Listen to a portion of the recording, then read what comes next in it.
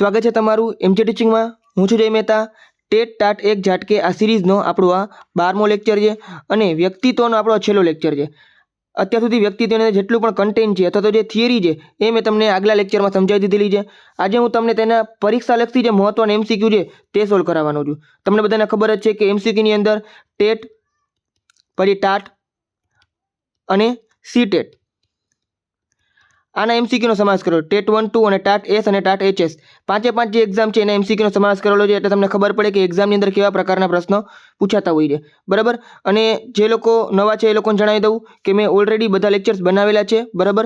આખું એક પ્લેલિસ્ટ છે, તમે કોર્સના સેક્શનમાં જશો એટલે તમે લાઈન બાય લાઈન બધા વિડીયોઝ જોઈ શકો છો. નાની પીડીએફ તમને આ વિડીયો પૂરો થઈ ગયા પછી ટેલિગ્રામમાં મળી જશે અને ટેલિગ્રામની લિંક પણ તમને ડિસ્ક્રિપ્શનમાં મળી જશે, બરાબર છે. તો ત્યાં તમે જઈને જોઈ શકો છો. તો શરૂ કરીએ આપણે એમસીક્યુ. પહેલો પ્રશ્ન છે, વ્યક્તિત્વની કઈ વ્યાખ્યામાં મનોશારીરિક તંત્ર અને ગત્યાત્મક સંગઠન શબ્દનો પ્રયોગ થયો છે? તો મેં તમને યાદ રાખવાનું કીધું હતું સૌથી પહેલા જ લેક્ચરમાં અલગ અલગ વ્યાખ્યા શીખડાવેલી હતી, બરાબર. આ પૂછાયેલો પ્રશ્ન છે, બરાબર. જો ગત્યાત્મક અથવા મનોશારીરિક તંત્ર આવું કોઈ શબ્દ આવે તો તમારે ઓલપોર્ટને યાદ રાખવાના, બરાબર.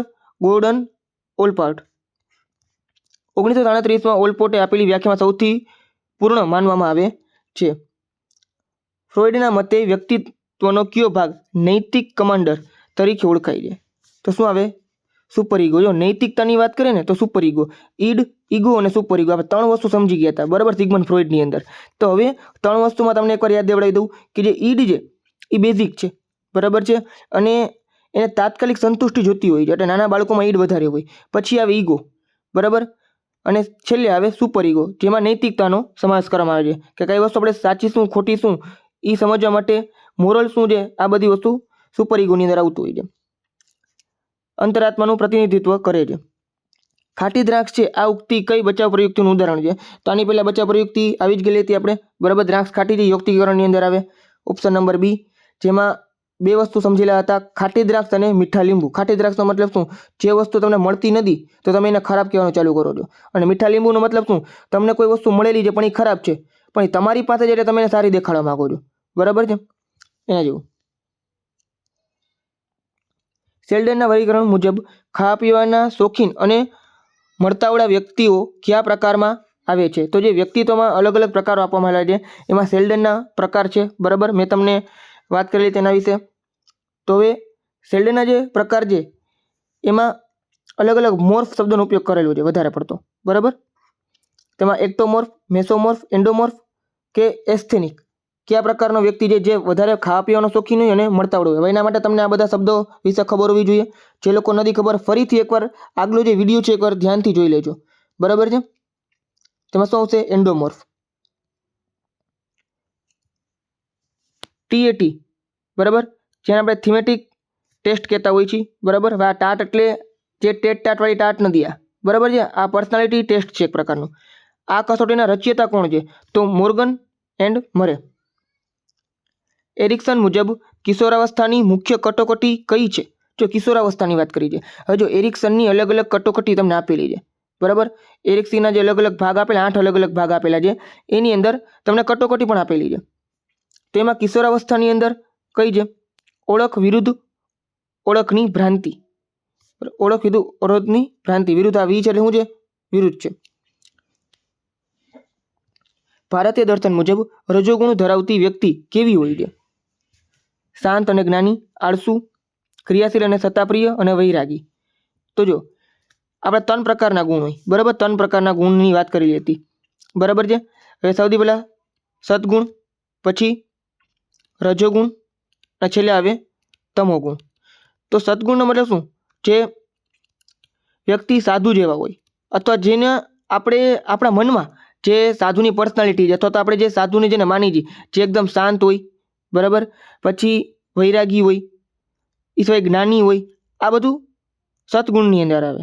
રજોગુણ મતલબ શું? જેને ભૌતિક સુખની લાલસા હોય, બરાબર, જે સત્તા ગમતી હોય છે એને. તો આ બધી વસ્તુ રજોગુણની અંદર આવે. સામાન્ય માણસો આની અંદર આવતા હોય છે. તમોગુણનો મતલબ શું? જે રાક્ષસી વૃત્તિના હોય, સાધુ કરતાં તદ્દન વિરુદ્ધ હોય તમોગુણ, બરાબર. જેને બધા ખોટા જ કામ કરવા હોય. ઘણા લોકો તમે જોયા હશે જે કોઈક બીજાની બાઇક અથવા તો આવી રીતના કોઈ જગ્યા પર બેઠા હોય બરાબર, એને સીટ હોય ને એ ચાવી ભરાઈને એમને ફાડતા હોય. એને ખબર છે સામેવાળા વ્યક્તિને નુકસાન થાય તોય ફાડવાની મજા આવે એને શું છે બીજાની તકલીફમાં કોઈ વ્યક્તિને મજા આવતી હોય ને તમોગુણના વ્યક્તિ કહેવાય. બરાબર છે. એ વ્યક્તિ આળસુ હોય ને ઘણા બધા એમાં નેગેટિવ ગુણ હોય છે. તો તમને ખબર પડી ગઈ હશે. તો જે રજોગુણ છે એ વ્યક્તિ ક્રિયાશીલ અને સત્તાપ્રિય હોય છે. રોસાર કસોટીમાં કેટલા કાર્ડ હોય છે? તો રોસાર્સની અંદર 10 કાર્ડ છે. જો કાર્ડની સંખ્યા તમારે યાદ રાખવાની છે. આ સીટેટની અંદર પૂછાયેલો એમસીક્યુ છે. સીટેટમાં આ પ્રશ્ન આવેલો છે એકવાર. મહાગ્રંથિ માસ્ટર ગ્લેન્ડ કઈ છે? હવે જો મેં તમને વ્યક્તિત્વની અંદર આપણે વાત કરેલી હતી કે એના જે પ્રકાર છે વ્યક્તિત્વ શું કામ બહાર આવતું હોય છે, તેમાં એક શારીરિક ગુણ પણ હોય છે. બરાબર છે. શારીરિક, જેની અંદર તમને ખબર હોવી જોઈએ કે આપણી જે અલગ અલગ પ્રકારની ગ્રંથિ છે, મગજથી લઈને આપણા પગ સુધી અલગ અલગ પ્રકારે ગ્રંથિ આવેલી છે. અને ગ્રંથિમાં અલગ અલગ પ્રકારના શું હોય? હોર્મોન હોય. બરાબર, હોર્મોન્સ અથવા તો જેને આપણે અંતઃસ્ત્રાવ કહેતા હોય. અને આને લીધે આપણા શરીરની અંદર કાંઈ કેમિકલ રિએક્શન થાય અને આપણો સ્વભાવ છે બરાબર આના દ્વારા નક્કી થતો હોય છે. બરાબર, સ્વભાવ છે વધારે પડતો ગુસ્સાવાળો છે, આપણે જે ચીડિયાપણું કહેવાય, બરાબર છે, ચીડચીડો સ્વભાવ જેને કહેવાય, એ બધી વસ્તુ અંતઃસ્ત્રાવને લીધે કાંઈક અફેક્ટ થતું હોય છે. તો જે મહાગ્રંથિ છે જેને આપણે માસ્ટર ગ્લેન્ડ કહેતા હોય, જે આપણા મગજની અંદર એ કઈ છે? પિચ્યુટરી ગ્રંથિ છે. બરાબર, હવે એકવાર તમને જે સ્ક્રીન ઉપર આપેલું છે એના વિશે પણ એકવાર કહી જ દઉં કઈ કઈ ગ્રંથિ છે. તો થાઇરોઇડ ગ્રંથિ જે ગળામાં આવેલી હોય, જેમાં થાઇરોક્સિન નામનો જે અંતઃસ્ત્રાવ છે એ આવતો હોય છે અને શરીરના મેટાબોલિઝમને કંટ્રોલ કરવા માટે ઉપયોગ થતો હોય. જેમાં જે લોકોને થાઇરોઇડ થઈ ગયું હોય, બરાબર, એ લોકો વધારે ખાતા ન હોય તો એ જાડા થઈ જતા હોય. એડ્રીનાલિન ગ્રંથિ, કટોકટી તમે ભાગવું અથવા તો ફાઇટ કરવી, બરાબર, ફ્લાઇટ એન્ડ ફાઇટ, આ જે કન્ડિશન હોય એમાં એડ્રીનાલિન ગ્રંથિ કામ કરતી હોય છે અને એડ્રીનલ જે અંતઃસ્ત્રાવ હોતો હોય. પછી માસ્ટર ગ્લેન્ડ પિટ્યુટરી ગ્રંથિ, બરાબર, જેમાં આપણે GH હોર્મોન્સ રિલીઝ થતા હોય, ગ્રોથ હોર્મોન્સ જેને કહેવાય, જેમાં વધારે રિલીઝ થાય તો વ્યક્તિ લાંબા બને અને ટૂંકો જે ઠીંગણા વ્યક્તિ હોય મતલબ એમાં GH છે એનું પ્રમાણ ઓછું હોય. સ્વાદુપિંડ છે એ શું છે? ઇન્સ્યુલિન માટે હોય. બરાબર છે. પેટની નીચે જે જઠરની નીચે સ્વાદુપિંડ આવેલું હોય છે અને એ જે કામ કરતું હોય છે ઇન્સ્યુલિનનું કામ કરતું હોય અને શરીરમાં શર્કરા એટલે કે ગ્લુકોઝ એનું નિયમન કરતું હોય છે. ઇન્સ્યુલિન ઓછું હોય તો ડાયાબિટીસ થઈ જતી હોય છે. તો અલગ અલગ ગ્રંથિ વિશે તમારે જાણવું જરૂરી છે. બરાબર, તો વિજ્ઞાનનો ભાગ એ કહી શકાય અને મનોવિજ્ઞાનનો ભાગ પણ કહી શકાય. આને વર્ગખંડમાં જૂથબંધી અને સામાજિક સંબંધો જાણવા શ્રેષ્ઠ પદ્ધતિ કઈ છે? જો વર્ગખંડની વાત કરેલી છે તો મુલાકાત, પ્રશ્નાવલી, સામાજિકતા મિતિ અને કેસ સ્ટડી. તો શું આવે? જો અલગ અલગ સામાજિક સંબંધો જાણવું હોય તો સામાજિકતા મિતિ જે સૌથી શ્રેષ્ઠ આવે. બરાબર, બેઠે બેઠો પૂછાયેલો ક્વેશ્ચન છે. હમણાં લાસ્ટ એક્ઝામની અંદર પણ આ ક્વેશ્ચન પૂછાયેલો હતો. બોસ પર ગુસ્સો ન કાઢી શકતા ઘેર આવી પત્ની પર ગુસ્સો કરવો, આને કઈ પ્રજાપ્રવૃત્તિ કહેવાય? સ્થળાંતરણ કહેવાય. બરાબર, બચાવ પ્રયુક્તિની અંદર આ સેમ ટુ સેમ પ્રશ્ન મેં તમને આપેલો હતો અને વ્યક્તિત્વની અંદર પણ બચાવ પ્રયુક્તિ આપેલી છે એટલે આ પ્રશ્ન રિપીટ થાય છે. બરાબર, તો સ્થળાંતરણ આવે. યુગના મતે કાર્લ બરાબર છે, યુંગના મતે એકાંત પ્રિય અને શરમાળ વ્યક્તિ કયા પ્રકારનો છે? તો તમને ખબર પડી જ ગઈ હશે. અંતર્મુખી. જો ત્રણેય વિશે આપણે એકવાર સમજી લઈએ. આ ચારે વિશે. બરાબર, પહેલામાં જે યુંગ છે કાર્લ યુંગ, એને 3 અલગ અલગ પ્રકાર આપેલા હતા. સામાજિક વસ્તુ આવતી નથી એટલે આપણે 3 પ્રકાર જોઈ લઈએ. અંતર્મુખી તમને ખબર જ છે, જેને આપણે ઇન્ટ્રોવર્ટ કહેતા હોય. બરાબર છે. પછી બહિર્મુખી છે એ એક્સ્ટ્રોવર્ટ હોય અને ઉભયમુખીનો મતલબ શું? જે મિક્સ હોય. બરાબર છે.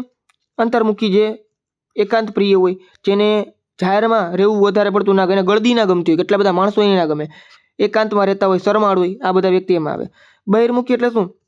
જેને સમાજ સાથે વધારે કોન્ટેક્ટ એ રાખી શકતા હોય છે. બરાબર, બધા સાથે હળી મળીને રહેવું ગમતું હોય, વાત કરવી ગમતી હોય, શરમાળ ના હોય, એક નેતાની જેમ કામ કરતો હોય તો બહિર્મુખી. અને ઉભયમુખી જેમાં બંને ગુણ હોય. અમુક સંજોગોમાં એ એકાંત પ્રિય અથવા શરમાળ હોય, અમુક સંજોગોમાં એ છે એ હળીમળી રહેતા હોય તો એ ઉભયમુખી. મોટાભાગના લોકો ઉભયમુખી અંદર આવતા હોય છે. બરાબર, બિગ 5 મોડેલમાં કયો ઘટક આવતો નથી? તો બિગ 5 મોડેલ છે ને એમાં આપણે ઓશનની વાત કરી હતી.